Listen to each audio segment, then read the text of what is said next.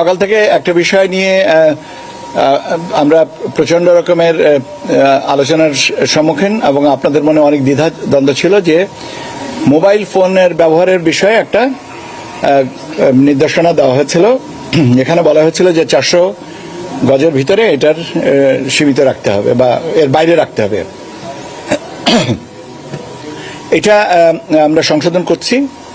Mobile phone নিয়ে ভোটাররা ভিতরে যাবেন এবং প্রার্থীরা যাবেন, তাদের এজেন্টরা যাবেন এবং আপনার তারা ছবি তুলবেন, কিন্তু গোপন কক্ষ যেখানে স্টাম্পিং হয় সেখানে করবেন না। তো এই পরিপত্রটা আমরা সংশোধন করে দিচ্ছি যাতে এর ব্যাপারে কোনো রকমের দ্বিধা না থাকে।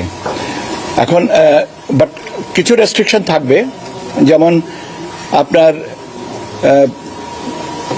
Polling agents, polling officers, assistant presiding officer, তাদের কাছে এটা রাখবো না, রাখার বিষয় নেই।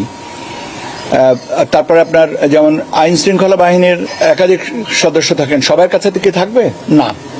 তো কাজে ওই জায়গাটাকে একটু ফিল্টার করে আপনাদের দিচ্ছি। তবে আপনাদের যে স্বাভাবিকভাবে যে প্রশ্নটা ছিল, কৌতূহল ছিল যে ভোটাররা এবং সংবাদকর্মীরা বা অবজারভার্সরা এটা নিয়ে ভিতরে যেতে পারবেন কিনা, সে বিষয়টা আমি নিশ্চিত করছি যে আপনারা নিয়ে যেতে পারবেন। তো গোপন কক্ষের ছবি তুলতে পারবেন না।